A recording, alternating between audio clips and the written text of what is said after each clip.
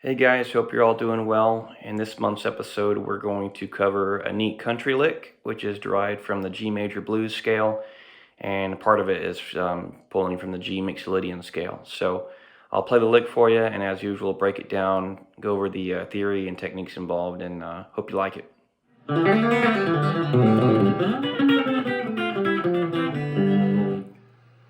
Alright, so the very first thing we're going to do is pluck the open D string, 4th string, and do a hammer onto the 2nd fret, which is the E note, with the middle finger. And then we're going to take the 3rd string and pluck that open and do a hammer onto the 2nd fret as well, which is G to A. And as soon as we've done that hammer on to the A note, we're going to slide to the 3rd fret, which is B flat. And then our middle finger on our picking hand is going to pluck the open B string. So we're using hybrid picking for this. As soon as we've plucked that open B string, we're going to pluck that 3rd string, 3rd fret again, which is the B flat, and slide back to the 2nd fret and do a pull off to open. So it's B flat, A, G.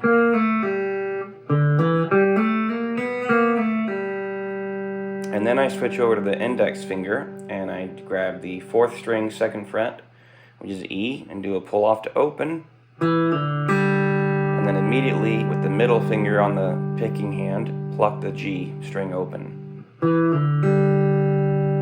And then what we're going to do is do another pull off from 2nd fret to open on the 4th string, which is E to D, and go immediately to the 5th string and do the same thing, which is B to A, 2nd fret to open.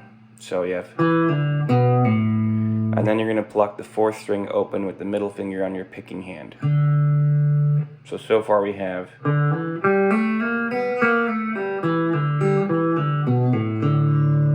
and then the last little step is to grab the 5th string, 2nd fret, which is the B note, do a pull off to open, and then grab the low G,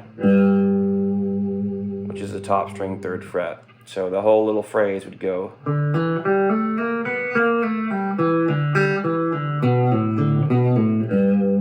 And to give it a lot of that real nice sort of spanky country twang, definitely, don't be afraid to really dig into those strings to get it to sound extra chicken pickany. So it sounds real spanky when you pull on the string hard. So slowly again it'd be. And that's the first phrase. That whole phrase is basically coming out of the G major blues scale.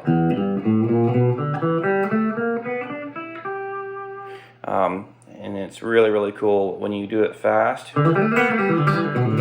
It's a really cool little roll, and it has almost like a banjo roll type feel.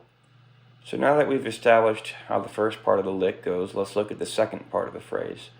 This second part is dealing with a sequence of 6th intervals. And so first thing we're going to do is cover the shapes themselves, and then we'll go back and talk about the picking approach and the timing and the rhythm and all that. So first we're going to place the middle finger on the 4th string, 12th fret, which is D, and then the ring finger on the 2nd string, 12th fret, which is B. And that's a major 6th interval. Then we're going to move that back a half step to the 11th fret, converting that to a D flat and B flat. And then we're going to move that back to the 10th fret, another half step down, turning that into a C up to an A. So 3 major 6th shapes right there, intervals. And then our very first minor 6th interval is going to occur when we do the index finger on the B string, 8th fret, which is a G note, and then the middle finger on the 4th string, 9th fret, which is a B note.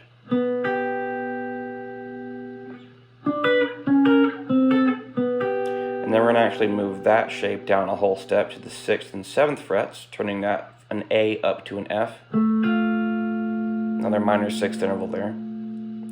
And then on the 5th fret, we're going to go back to a major 6th interval, which is going to be the middle finger on the 4th string on the 5th fret, which is a G note. Ring finger on the 2nd string, 5th fret, which is E. So we have G up to E. And then we're going to take that shape and move it down a whole step, 2 frets to the 3rd fret, breaking momentarily the key of G, because in the key of G it should be F sharp up to D if we were to stay diatonic in the key and keep it true G Ionian or major. But we're actually going to throw in the flat 7 from the G Mixolydian scale, just to make it a little more funky sounding. And then we're going to go to another minor 6th interval, which is the E up to the C. Index finger on the 2nd string, 1st fret, which is our C note. Middle finger on the 4th string, 2nd fret, which is our E note. And then we're going to pluck the 4th and 2nd strings open, which is the G and B, which is back where we started. It's just an octave lower. Alright, so now that we've established the shapes that are used and the order in which they occur, let's take a look at the picking approach. I'll play the sequence real slow, and you'll notice that some of the shapes are plucked in this sort of staggered fashion, where the pick plucks the 4th string first, and then the middle plucks the 2nd string later. And then you'll notice that some of the shapes are plucked, at the same time simultaneously. So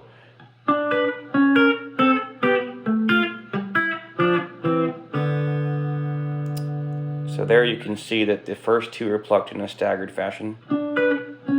Next 2 are together. Next one's staggered. Next one's staggered. And then the last 3 are plucked simultaneously. And I also like to slide into that first shape from either a half or whole step away. Either way is fine. You can't really tell a huge difference. I wouldn't try to slide from, very far away, because, like I said, the starting pitch is not, it's hardly noticeable. So don't make it hard on yourself. Try to slide into it from nearby. So it would kind of be silly to slide in from all the way down here. So anyways, hope you liked the lick. This whole thing is basically resolving to a G chord. Or a G7 would work too. Or an E minor, because that's the relative minor in the key of G. So this entire phrase that we covered, it's kind of setting up the G chord, resolving to the G chord, the G major, or if you wanted to put a minor twist on it, the E minor, and that would work too. So as usual, take it and run with it, see what you can come up with, and have fun with it. See you guys next time.